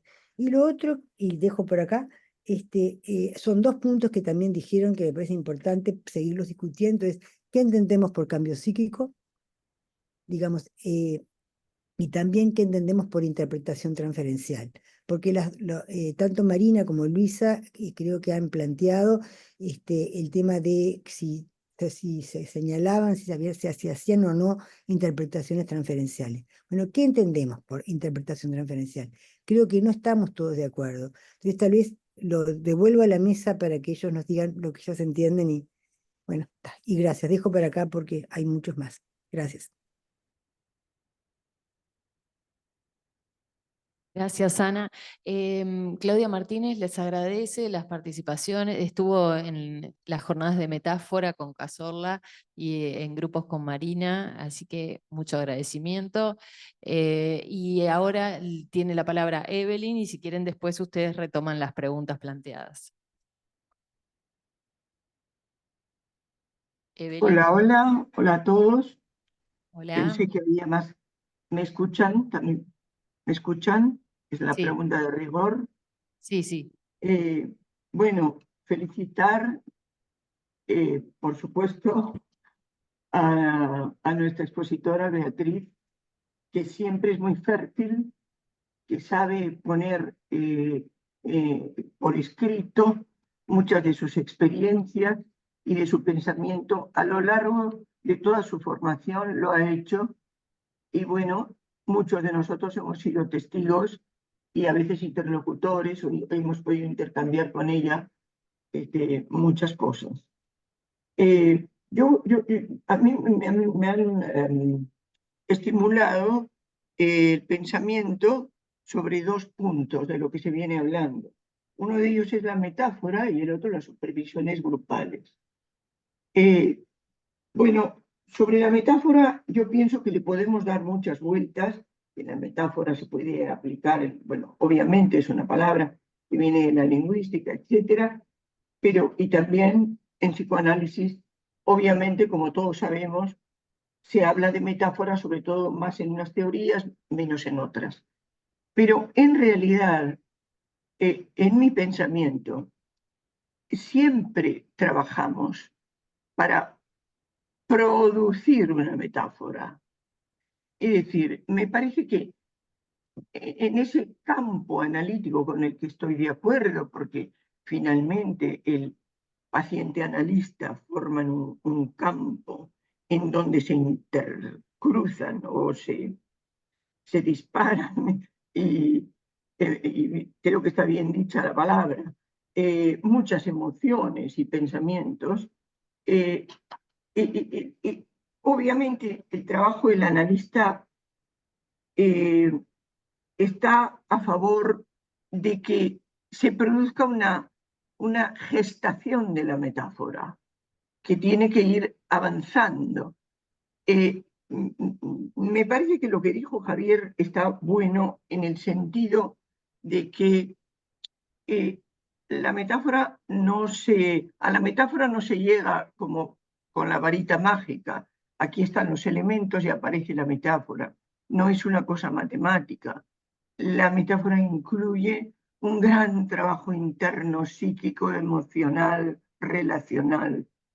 Entonces, Javier hablaba de lo icónico como ese momento de que se parecería a una metáfora emocional, pero no es exactamente una metáfora todavía, porque trabaja con escenas, o sea, llamémosle fantasías, llamémosle imaginario, no sé, pero trabaja con escenas.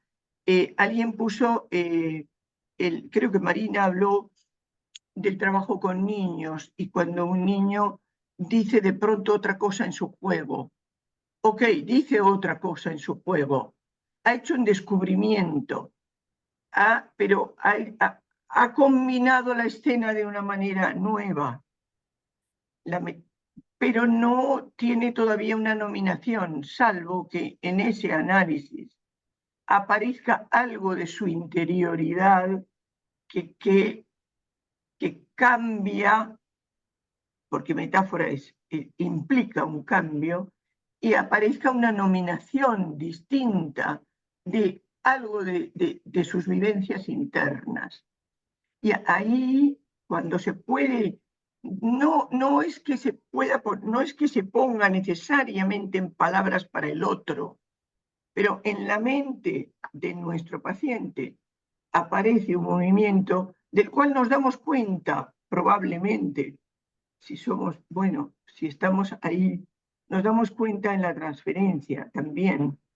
Nos podemos dar cuenta de que en la mente de este paciente apareció una metáfora que después se formulará, tomará en el lenguaje, en las palabras, su forma. Entonces, a mí me parece que el trabajo es un trabajo de entre dos que va hacia lo nuevo en la mente a los logros, al crecimiento de la capacidad de manejar sus emociones el paciente y de poder entender dentro de sí que hay otro modo de agrupar algo y no sé, también podemos decir condensarlo y ver que apareció algo distinto, que lo convoca de una manera diferente a sí mismo, por supuesto al analista, no sin pérdida de algo. Entonces, ese trabajo paciente-analista implica que también las interpretaciones puedan ir acercándole, no sé, todos sabemos, puntos de vista, ocurrencias, hay mil maneras de ir acercándose a una interpretación, que puede llegar a ser una interpretación muy clara y formulada y a veces es un acercamiento. Pero ahí tiene que ir como acercando, entendiendo en su paciente el tránsito por algo que se está perdiendo. Si no, es difícil llegar a una metáfora. Eso me parece que es parte del trabajo de análisis, o sea, es, digamos, la base. Entonces, ese campo tan íntimo, podríamos hablar horas de esto, ¿no? Ya sabemos, nos dedicamos a eso, pero ese campo tan íntimo, ¿qué pasa cuando hay un grupo de analistas que está escuchando el relato de lo que fue?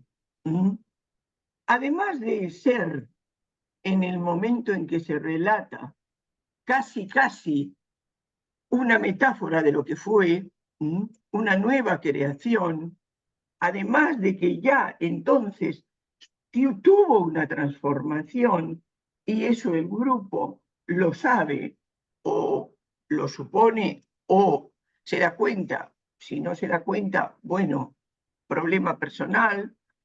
De algún modo, en ese momento, a mí me parece que es útil porque por algo que se ha dicho aquí, esto de pensar en red, es decir, que hay una retroalimentación de las visiones de diferentes personas, analistas que están escuchando, que bueno, sí, funcionan como un eco, con las cuales de algún modo aportan cosas al analista, pero también aportan a uno mismo. Bueno, simplemente porque ese intercambio es fértil, de alguna manera. De pronto tendrá un resultado cuando ese analista vuelva con ese paciente y de algún modo ha comprendido algo más. Pero todos, vamos ya redondeando termino, porque sí. todos nos enriquecemos, pero lo quiero unir a algo de la institución. Algo de esto, de lo grupal, tenía cuando se presentaban las sesiones comentadas en los grupos de supervisión y cuando los trabajos de asociado se leían, obviamente voluntariamente, pero se leían frente a toda la institución. Eso es una gran pérdida. Y bueno, evidentemente da testimonio de que lo del grupo tenía su que ver, funciona y nos enriquece. Ya está. Muchas gracias, Evelyn. Le damos la palabra primero a Griselda, después a usted.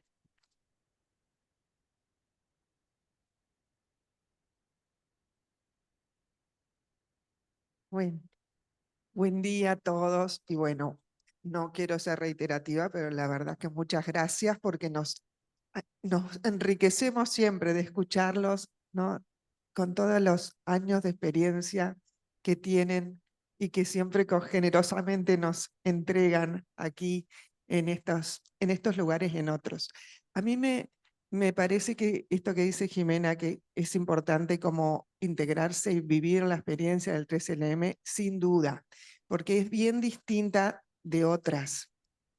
Y si pensamos la metáfora, también tenemos que hacer las diferencias en lo que es una metáfora en el terreno del análisis, en ese entre dos, en ese terreno transferencial en el que estamos siempre allí, que también evoca, bueno, que es una interpretación transferencial, en transferencia o de la transferencia, que es bien distinto también. Creo que los analistas hacemos muy diversas cosas, además de analizar en sesión. Entonces tenemos que pensar que entre las diversas cosas que hacemos está también esta inserción en la investigación de diferentes maneras. Yo conozco el 3LM nada más, los demás métodos no me integré nunca. Me parece una experiencia muy rica y diferente. Después verá el analista qué hace con eso, porque eso sí ya es tarea del analista, que lo traía un poco Luisa, lo que a ella le generó, o esto que 2 años después, bueno, escribió acerca de algo que no había visto. Bueno, ya de esos ejemplos hay muchos. Cuando Klein presentó su primer trabajo, fue von Freund quien le dijo, pero no integraste al padre acá. El niño preguntaba cómo se hacía una persona y se le contestó del lado de la mamá, pero al padre se lo dejó afuera. ¿Qué pasó ahí? Eso le llevó tiempo también de pensar y estamos en los orígenes del psicoanálisis. O sea que esto nos pasa siempre a lo largo de los años. Después se verá qué se hace. Ahora, cuando nosotros nos integramos a la experiencia del 3LM u otras, nos integramos no como en una supervisión, porque es bien distinto de la supervisión. Yo tengo también la experiencia de supervisión grupal que varios compañeros acá tenemos, que estabas tú, sí, me acuerdo bien de esos años en el Hospital de Clínicas. Entonces, la supervisión grupal también es diferente y tiene una especificidad, pero también tiene algo en común, que es esto de abordar el material de otro, sí, con respeto, obviamente siempre, que esto que lo decía Luisa, pero desde otro lugar. Y en el 3LM es desde otro lugar, es otra mirada también, que implica cómo el otro puede escuchar lo que ahí se pone por escrito, cómo lo puede escuchar desde su diversidad. A mí cuando hablaba me evocaba una niñita, una paciente de 4 añitos que tengo, que habla de sus miedos y entonces me dicen en determinado momento, dibuja el monstruo. Entonces yo dibujo el monstruo.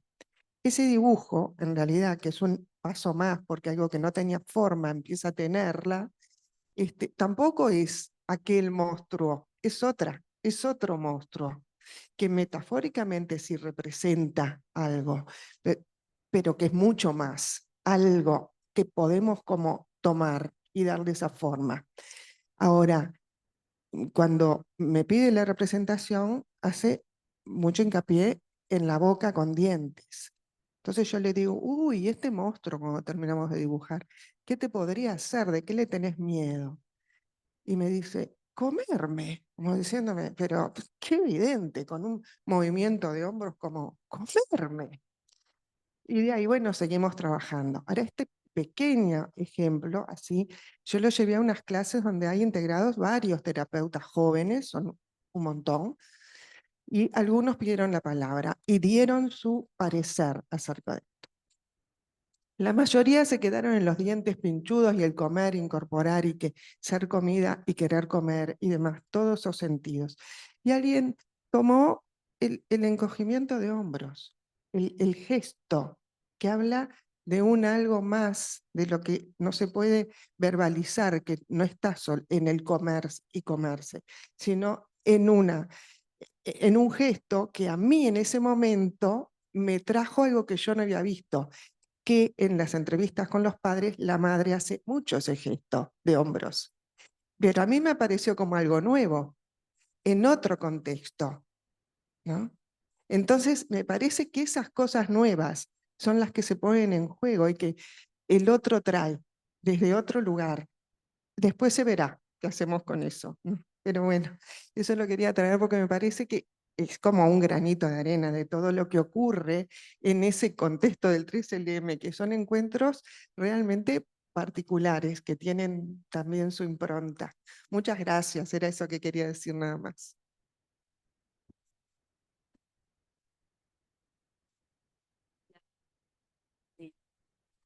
Bueno, muchas gracias a todos los que han intervenido.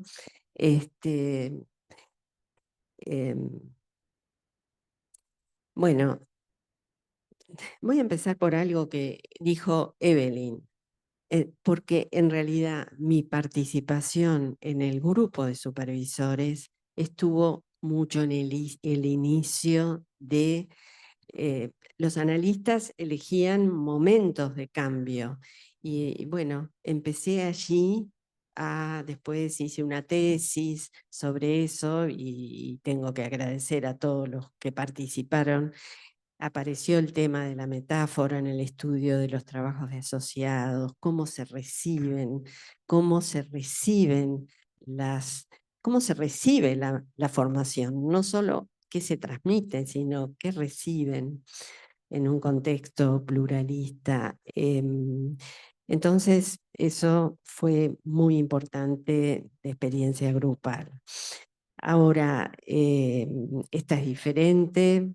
He participado en distintos grupos clínicos y creo, contestándole a Ana, creo que hay diferencias en dónde se pone el foco, porque se pone el foco a veces en cómo funciona la mente del analista frente a determinado material. Y en otros, como el 3LM, se pone el foco en qué pasa en el paciente. Entonces, hay algo, de todas maneras, me parece que en general es como volver a los casos clínicos. Es como, y esto ha tenido un papel importantísimo en psicoanálisis, y en mi experiencia, porque junto a mí Ceci me vino enseguida el caso de un material que vimos en Cartagena, que era dificilísimo el paciente, la analista estaba totalmente sobrepasada, y en el trabajo grupal lo que se pudo ver era qué cambio se había visto. Y obviamente había mucho no cambio. Y desde la mirada a veces del supervisor tenemos un ideal de que, de que, de mucho ideal. Y entonces cuando uno ve esa variedad enorme de casos, porque este caso tenía alta frecuencia, todas las cosas más exigidas, pero hay otros casos que pasan de 1 a 2, de 2 a 3, y que me parece que eso hay que pensarlo. Y aún en esos casos quedamos sorprendidos en relación, porque visto de entrada uno dice qué cambio, y hay ciertos cambios que han sido beneficiosos. Entonces me parece que una reflexión sobre volver, y eso es un tema como muy discutido también, está todo el tema de la confidencialidad hoy en día, etcétera, etcétera. Y en relación a la metáfora, yo hablaría de expresiones que aparecen muy encarnadas, expresiones encarnadas en la experiencia emocional y corporal del paciente, que adquieren ese sentido condensado de ciertas expresiones. Ahora, hay otras, esas, estoy de acuerdo con Ana, muestran cierto conflicto. Bueno, en esta paciente que viera con la madre, estaba el aspecto de terror, más fóbico al contacto, bueno, todo lo que aparece en la paciente. Pero en otros aspectos hay ciertas expresiones, para no generalizar esto, hay ciertas expresiones que identifican realmente a la persona. Yo soy así, y te traen una imagen. Y esas a veces no tienen un aspecto conflictivo. Es como es la persona con sus recursos, que quiere cambiar en algo y en otras no. Me parece, para no jerarquizar esto. Y después, por supuesto, está esa ambigüedad de que hay un sentido manifiesto y otro latente, y bueno, se arman conexiones ahí. Pero quería precisar eso.